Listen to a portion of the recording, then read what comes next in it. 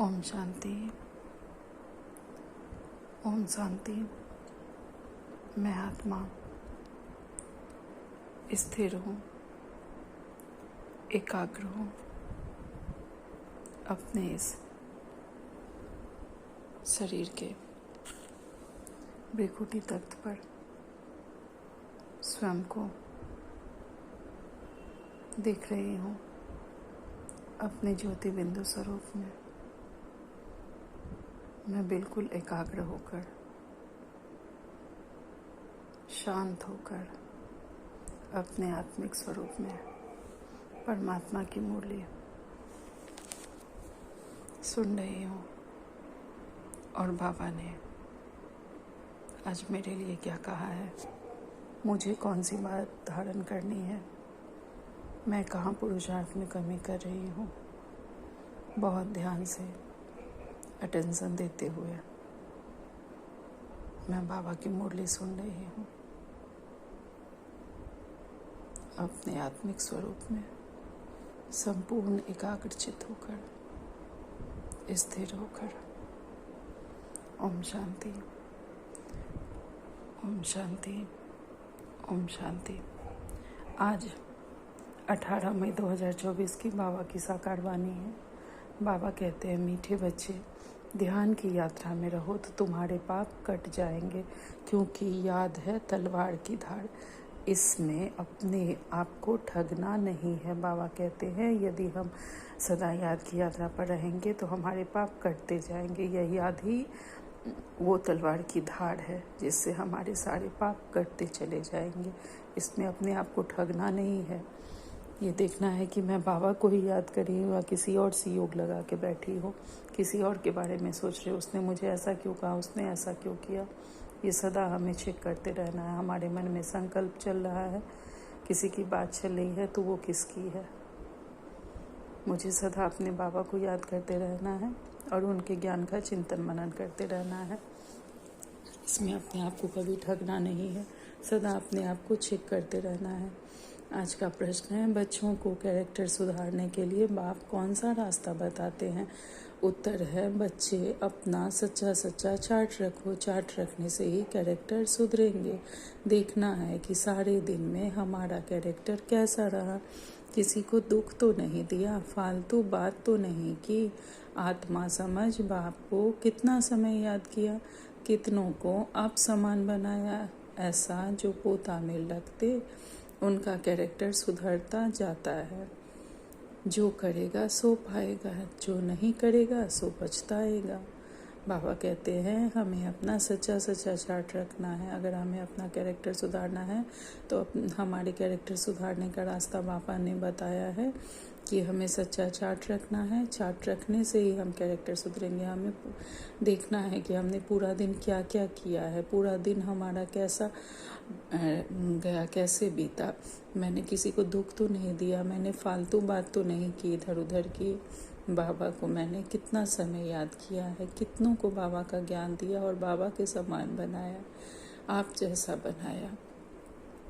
बाबा कहते हैं, जो अपना पोता में लगते हैं उनका कैरेक्टर सुधरता जाता है। अर्थात जो अपनी चेकिंग करते रहते हैं उनका कैरेक्टर सुधरता जाता है। वो हमेशा अपने को चेक करते हैं, चेंज करते हैं कि मेरे में कहाँ कमी हो रही है, मेरे पुरुषार्थ में कहाँ कमी हो रही है।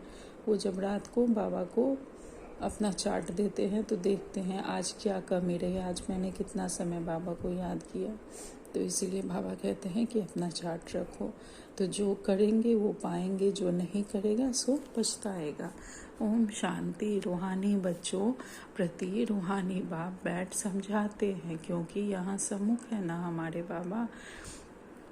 बाबा हमें हमारे सामने बैठकर समझा रहे हैं। ऐसे नहीं कहेंगे कि सभी बच्चे अपने स्वधर्म में रहते हैं और बाप को याद करते हैं। ऐसे तो नहीं है कि सदा हम अपने को आत्मा समझते रहते हैं और बाबा की याद में रहते हैं। कहाँ कहाँ बुद्धि जरूर जाती होगी, वह तो हर एक अपने को समझ सकते हैं। हम खुद देख सकते हैं हमारी बुद्धि कहाँ कहाँ जाती है। मूल बात है सतो प्रधान बनने की। सो तो याद की यात्रा के सिवाय बन नहीं सकते। सतो प्रधान बनने का एकमात्र रास्ता याद की यात्रा है। भल बाबा सुबह में योग में बैठ बच्चों को खींचते हैं, कशिश करते हैं, नंबरवार खींचते जाते हैं, याद में शांति में रहते हैं, दुनिया को भी भूल जाते हैं। परंतु सवाल है सारे दिन में क्या करते? वह तो हुई सुबह की। सुबह में घंटा आधा घंटा याद की यात्रा, जिससे आत्मा पवित्र बनती है, आयु बढ़ती है।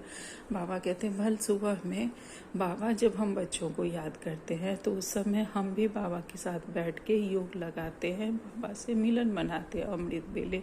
तो यह तो ही आधा घंटा 1 घंटा की अमृत बेले की बात, सुबह की बात, लेकिन सारा दिन हम क्या करते हैं बाबा यह देखने के लिए बोल रहे हैं।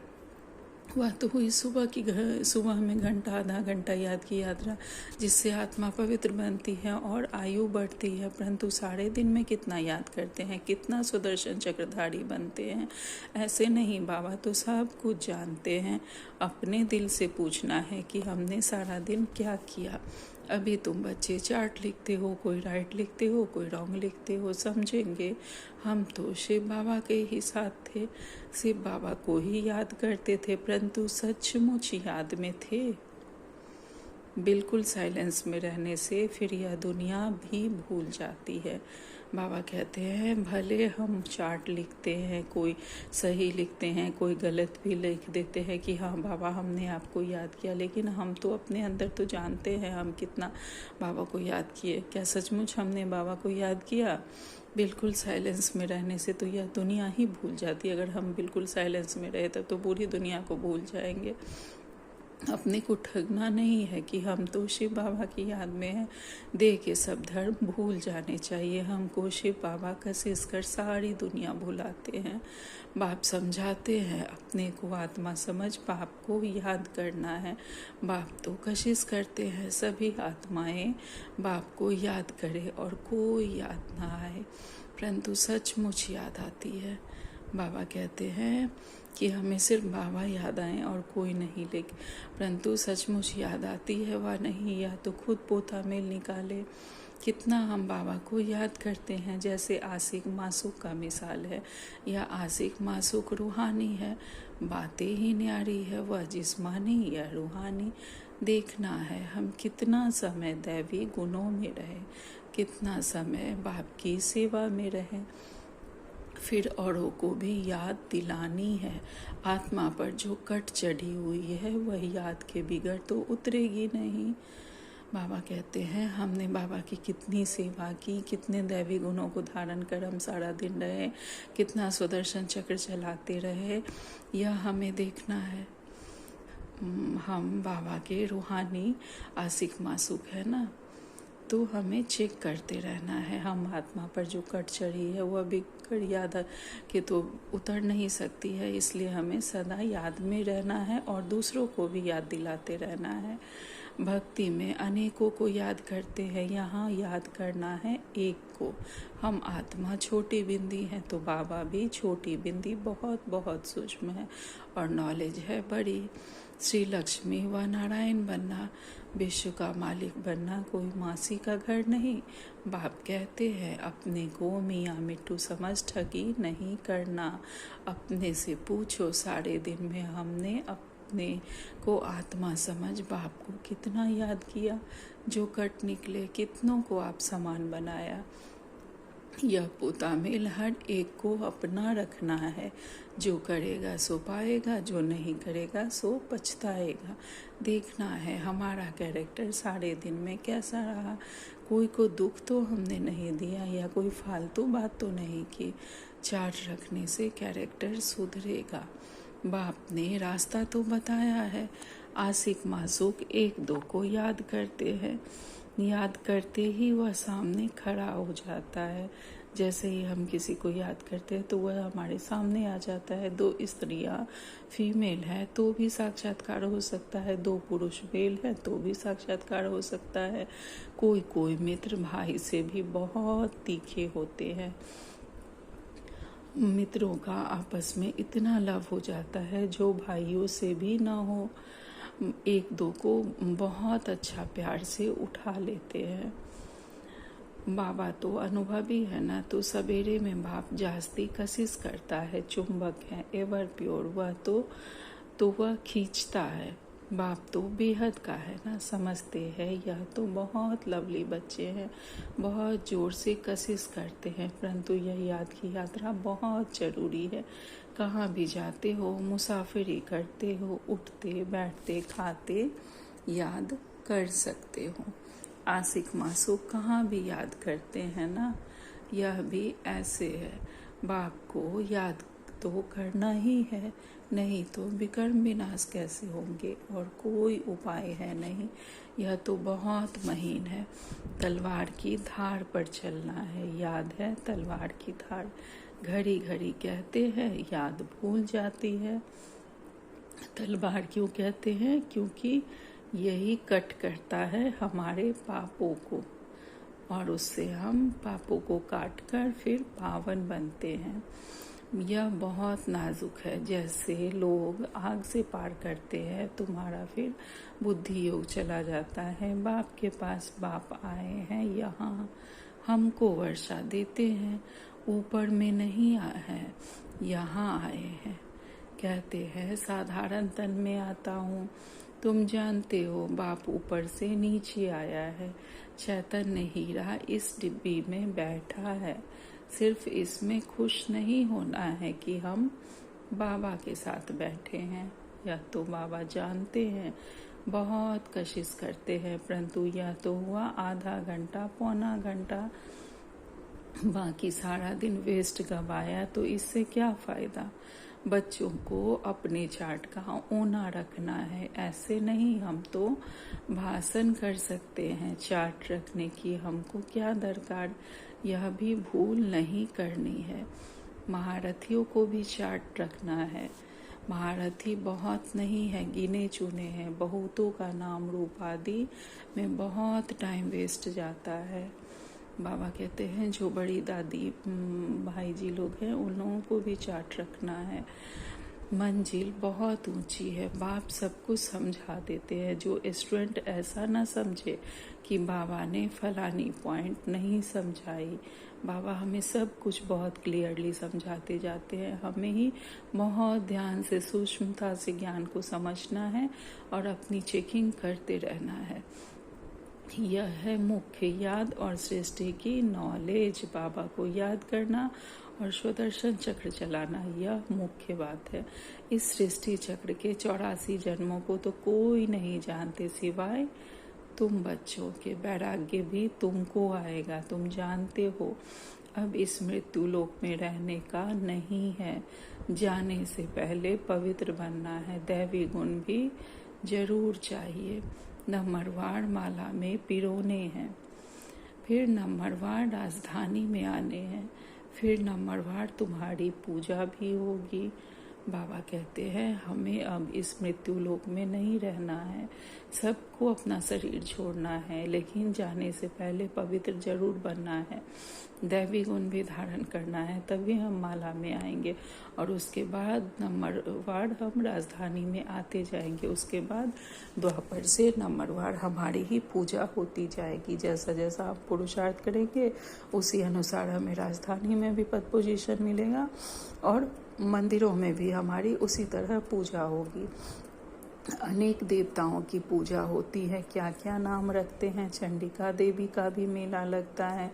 जो रजिस्टर नहीं रखते वह सुधरते नहीं हैं, तो कहा जाता है यह तो चंडिका है। सुनते ही नहीं है, मानते ही नहीं, या फिर है बेहद की बातें। पुरुषार्थ नहीं करेंगे तो बाप कहेंगे, यह तो बाप को भी मानने वाले नहीं है। अर्थात बाबा जब डायरेक्शन दे रहे हैं तब अगर हम नहीं करेंगे तो बाबा को भी लगेगा अरे ये तो मेरी बात ही नहीं सुन रहे हैं, नहीं मान रहे हैं, फिर पद कम हो जाएगा। इसलिए बाप कहते हैं अपने पर बहुत नज़र रखनी है। और हम क्या करते हैं, दूसरों पर नज़र रखते हैं। ऐसा नहीं कर, हमें खुद पर नज़र रखनी है। बाप सवेरे आकर कितनी मेहनत कराते हैं याद की यात्रा की। या बहुत भारी मंजिल है। नॉलेज को तो सस्ती सब्जेक्ट कहेंगे, 84 का चक्र याद करना बड़ी बात नहीं, बाकी भारी माल है याद की यात्रा, जिसमें फेल भी बहुत होते हैं, तुम्हारे युद्ध भी इसमें है। बाबा कहते हैं 84 का चक्र याद करना बड़ी बात नहीं है। हम कभी भी बैठ के सुदर्शन चक्र 5 मिनट में भी हम घुमा सकते हैं, आधा घंटा 1 घंटा में भी बैठ के कर सकते हैं, लेकिन सबसे इम्पोर्टेंट है याद की यात्रा, जिसमें अधिकतर बच्चे फेल हो जाते हैं, हमारी याद रहती नहीं। आगे कहते हैं बाबा तुम्हारी युद्ध भी इसमें है, तुम याद करते हो, माया पिछाड़ देती है। नॉलेज में युद्ध की बात नहीं, वह तो सोर्स ऑफ इनकम है, यह तो पवित्र बनना है। इसलिए ही बाप को बुलाते हैं कि आकर पतित से पावन बनाओ, ऐसे नहीं कि आकर पढ़ाओ, कहेंगे पावन बनाओ। तो यह सब पॉइंट बुद्धि में रखनी है, पूरा राजयोगी बनना है। बाबा कहते हैं कि हमें पावन बनना है और बाबा की सारी पॉइंट्स को बुद्धि में रखना है। यही हमारा सोर्स ऑफ इनकम है, जिससे हम पवित्र बनेंगे और राजयोगी बनेंगे। नॉलेज तो बड़ी सिंपल है, इसमें युक्ति से समझाना होता है। जवान में मिठास भी चाहिए तुमको, यह ज्ञान मिलता है, यह तो कर्मों अनुसार ही कहेंगे। शुरू से लेकर भक्ति की है तो यह अच्छे कर्म किए हैं, इसलिए शिव बाबा भी अच्छी तरह बैठ समझाते हैं। कितनी जास्ती भक्ति की होगी, शिव बाबा राजी हुआ होगा तो अभी भी ज्ञान जल्दी उठाएंगे। महारथियों की बुद्धि में पॉइंट्स होंगी, लिखते रहे तो अच्छी अच्छी पॉइंट्स अलग करते रहे। पॉइंट्स का वजन है, परंतु ऐसी मेहनत कोई करता नहीं।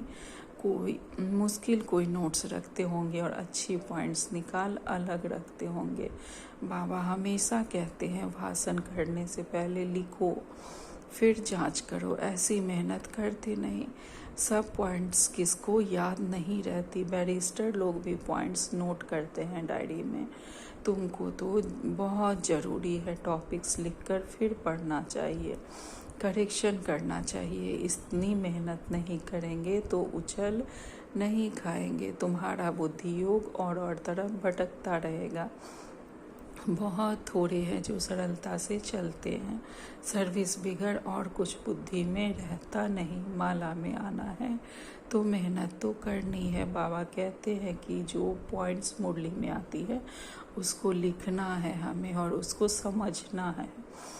हम देखेंगे कि हम मुरली जितनी बार सुनते हैं पढ़ते हैं, कुछ ना कुछ अलग पॉइंट्स निकल आती हैं, उसको हम अपने अपने तरफ से लेते हैं, उसके बाद उसको डिस्क्राइब करते हैं। तो बहुत ध्यान से मुरली के पॉइंट को सुननी है, लिखनी है।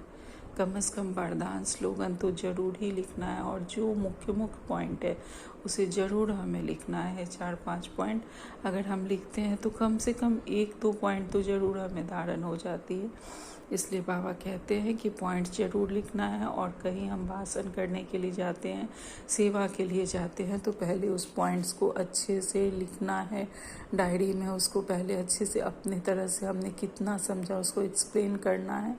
जब हम उसको अच्छी तरह से लिखेंगे, समझेंगे, तभी हम कहीं अच्छे से भाषण कर सकते हैं। इसलिए बाबा कहते हैं कि सभी जो बैरिस्टर लोग भी होते हैं वो लोग भी पॉइंट्स नोट करते हैं डायरी में, तो हमारे लिए तो बहुत इम्पोर्टेंट है, तभी हम ज्ञान को डीपली समझ पाएंगे। आगे कहते हैं बाबा टॉपिक्स लिखकर फिर पढ़ना है, करेक्शन करना चाहिए।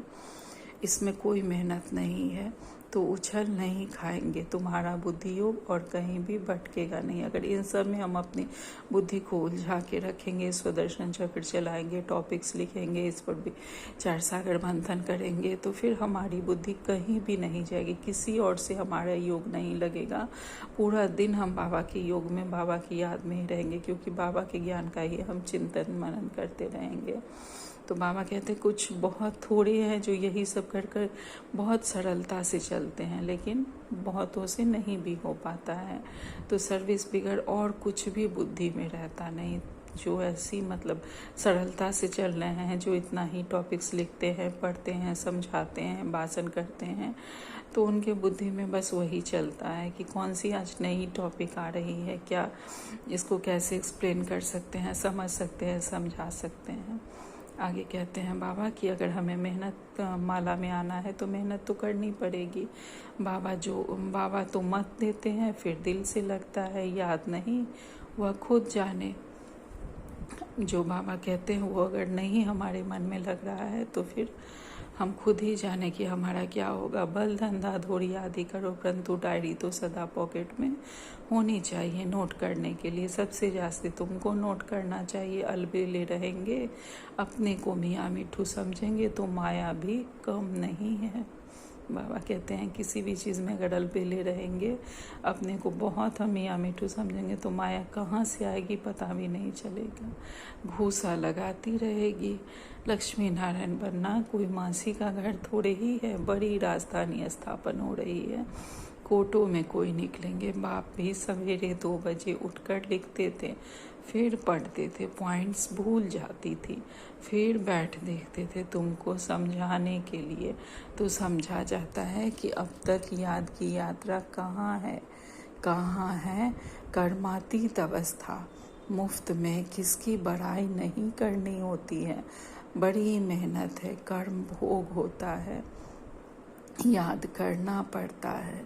अच्छा समझो, मुरली ब्रह्मा नहीं, शिव बाबा चलाते हैं।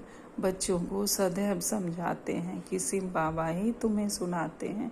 कभी बीच में यह बच्चा भी बोल देते हैं, अर्थात ये मुरली जो चल रही है यह शिव बाबा चला रहे हैं, कभी बीच में ब्रह्मा बाबा बोल देते हैं। बाप तो बिल्कुल एक्यूरेट ही कहेंगे।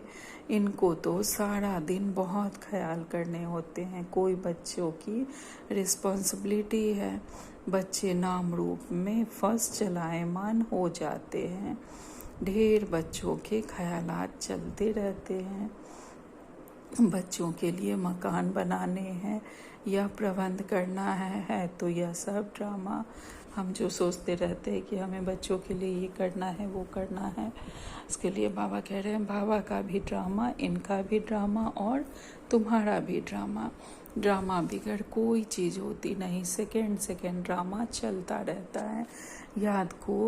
ड्रामा को याद करने से हिलेंगे नहीं। अगर हम ड्रामा को याद करते रहेंगे तो हिलेंगे नहीं, अचल अडोल स्थैर्यम होकर रहेंगे। तूफान तो बहुत आएंगे। कई बच्चे सच नहीं बताते हैं, स्वप्न भी ढेर आते हैं। माया है ना, जिन्हें पहले नहीं आते थे उन्हें भी आएंगे। बाप समझ जाते हैं बच्चों को वर्षा पाने के लिए याद में मेहनत करनी पड़ती है। कोई मेहनत करते करते थक जाते हैं। मंजिल बड़ी भारी है। 21 पीढ़ी विश्व का मालिक बनाते हैं तो मेहनत भी करनी पड़ती है। लवली बाप को याद करना पड़े, दिल में रहता है बाबा हमको विश्व का मालिक बनाते हैं। ऐसे बाप को तो घड़ी घड़ी याद करना पड़े। सबसे प्यारा बाबा है। यह बाबा तो कमाल करते हैं, विश्व की नॉलेज देते हैं। बाबा बाबा बाबा कहकर अंदर में महिमा गानी पड़े। जो याद करते होंगे उनको बाप की कशिश होती होगी। यहाँ आते ही हैं बाप से रिफ्रेश होने, तो बाप समझाते हैं मीठे बच्चे गलफत नहीं करनी है। बाबा देखते हैं, सभी सेंटर्स में आते हैं, देखता हूँ, पूछता हूँ किस प्रकार की खुशी है। बाबा जांच तो करते हैं ना, शक्ल से भी देखते हैं बाप से कितना लव है। बाप के सामने आते हैं तो बाप कशिश भी करते हैं। यहाँ बैठे बैठे सब भूल जाता है। बाबा बिगड़ कुछ भी नहीं, सारी दुनिया को भुलाना ही है अब हमें। वह अवस्था बड़ी मीठी अलौकिक होती है। बाप की याद में आकर बैठते हैं तो प्रेम के आंसू भी आ जाते हैं, भक्ति मार्ग में भी आंसू आ जाते हैं। परंतु भक्ति मार्ग अलग है, ज्ञान मार्ग अलग है। यह है सच्चे बाप के साथ सच्चा प्रेम। यहाँ की बात ही न्यारी है। यहाँ तुम शिव बाबा के पास आते हो तो जरूर रथ पर सवार होगा। बिगड़ शरीर आत्माएं तो वहाँ मिल सकती है, यहाँ तो सब शरीरधारी है। बिगड़ शरीर की आत्माएं सिर्फ परम धाम में मिल सकती, यहाँ तो सब शरीरधारी है। इसलिए बाबा भी शरीर का रथ लेकर आते हैं। जानते हैं यह बाप दादा है तो बाप को याद करना ही पड़े, बहुत प्यार से महिमा करनी पड़े। बाबा हमको क्या देते हैं? तुम बच्चे जानते हो बाबा आया है, हमें इस जंगल से ले जाते हैं।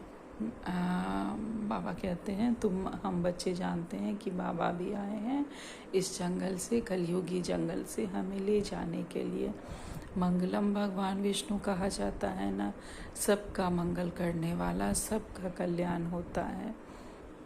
एक ही बाप है तो उनको याद करना है। हम क्यों नहीं किसका कल्याण कर सकते? जरूर कोई खामी है। बाप कहते हैं याद का जौहर नहीं है, इसलिए बानी में भी कशिश नहीं होती है। यह है ड्रामा। अब फिर अच्छी तरह जौहर धारण करो। याद की यात्रा ही मुश्किल है। हम भाई को ज्ञान देते हैं, बाप का परिचय देते हैं। बाप से वर्षा पाना है। बाबा फील करते हैं, घड़ी घड़ी भूल जाते होंगे। बाप तो सबको बच्चा समझते हैं, तब तो बच्चे बच्चे कहते हैं। यह बाप तो सबका है। वंडरफुल पार्ट है ना इनका। बहुत थोड़े बच्चे समझते हैं कि यह अक्षर किसके हैं। बाबा तो बच्चे बच्चे ही कहेंगे।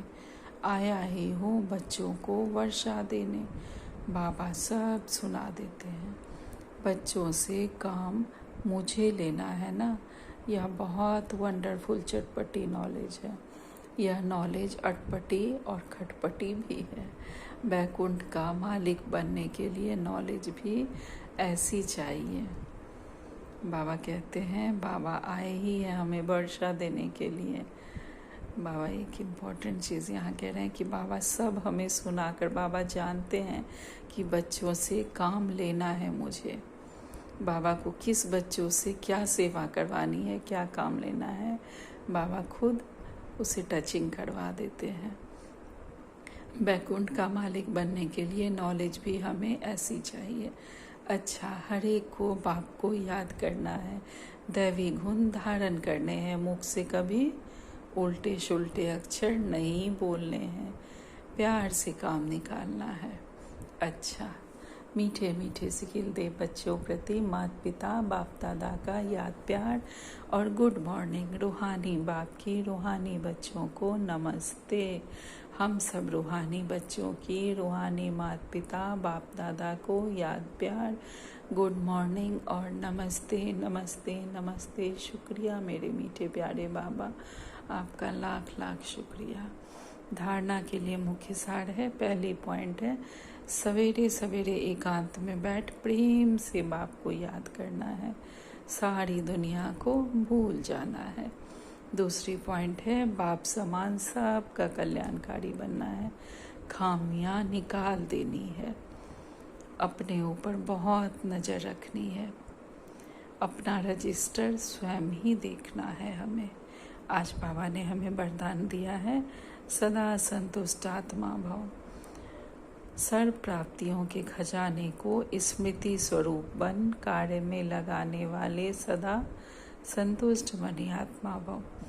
हमें जो बाबा से सर्व प्राप्तियाँ हुई हैं उस खजाने को सदा हमें याद रखना है। उसका स्मृति स्वरूप बनकर हमें कार्यों में लगाने वाले हम संतुष्ट मनी आत्माएं हैं। संगम योग का विशेष वरदान है, विशेष वरदान संतुष्टता है और संतुष्टता की बीज सर्व प्राप्तियाँ हैं। जब हम स्वयं को भरपूर महसूस करेंगे कि मेरे पास सब कुछ है, तभी हम संतुष्ट रहेंगे। तो यही सर्व प्राप्ति संतुष्टता की बीज है। और संतुष्टता की बीज स्थूल और सूक्ष्म अप्राप्ति है। बाबा कहते हैं असंतुष्टता का बीज है और स्थूल और सूक्ष्म अप्राप्ति, अर्थात मुझे कुछ नहीं मिला है, ये है असंतुष्टता का बीज। ब्राह्मणों का गायन है, अप्राप्त नहीं कोई वस्तु ब्राह्मणों के खजाने में, अर्थात हम ब्राह्मणों के खजाने में कोई भी वस्तु अप्राप्त नहीं है। हमें स्वयं परमात्मा मिल गए तो हमें कौन सी वस्तु अप्राप्त हो सकती है। हमें तो सब कुछ मिल गया। सभी बच्चों को एक द्वारा एक जैसा अखुट खजाना मिलता है। हम सभी बच्चों को बाबा द्वारा सबको एक रंग का समान खजाना मिलता है। सिर्फ उन प्राप्त हुए खजानों को हर समय कार्य में लगाओ, अर्थात स्मृति स्वरूप बनाओ। बाबा से जो प्राप्ति हुई है उसे हमें हर समय कार्यों में लगाना है, सदा याद रखना है, स्मृति स्वरूप बनना है। बेहद की प्राप्तियों को हद में परिवर्तन नहीं करो।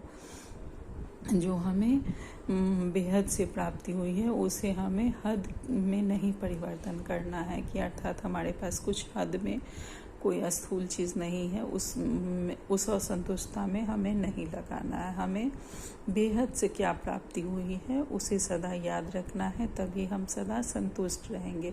आज का स्लोगन है, जहाँ निश्चय है वहाँ विजय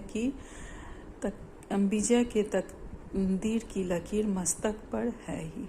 जहाँ निश्चय है हमारा कि हमारे साथ कौन है, जहाँ हमें ये निश्चय हो जाता है वहाँ विजय की लकीर हमारे मस्तक पर होगी ही। अगर हमारा परमात्मा में संपूर्ण निश्चय है कि हाँ, हमें पढ़ाने वाला हमारा पिता स्वयं परम पिता परमात्मा है, तो विजय हमारे गले का हार होगा। विजय हमारे तकदीर की लकीर बन ही जाएगी। हर बातों में हमें विजय मिलना ही मिलना है, क्योंकि हम स्वयं परमपिता परमात्मा के बच्चे हैं। हम कल्प कल्प की विजयी आत्मा हैं। हमारी विजय तो निश्चित है ही है। आज का अभिव्यक्ति सारे हैं 18 तारीख का। सारे विश्व के अंदर सबसे श्रेष्ठ नसीब अर्थात तकदीर हमारी है, अर्थात हम कल्प कल्प की विजयी आत्माएं हैं। हमारे जैसा खुश नसीब खुशनुमा और कोई हो नहीं सकता। स्वयं भगवान ने हमें अपना बनाया है। इसी भाग्य का वर्णन करते सदा खुशी में नाचते रहो तो मेहनत से मुक्त, सदा रूहानी मौज में की जीवन अनुभव करते रहेंगे। अर्थात हमें सदा ये याद रखना है कि कौन हमारा साथी है। स्वयं परमपिता परमात्मा हमारा साथी है। अगर ये हमें याद रहेगा तो सदा हम खुशी के नशे में नाचते गाते रहेंगे। अच्छा, ओम शांति, ओम शांति, ओम शांति। शुक्रिया मेरे मीठे प्यारे बाबा।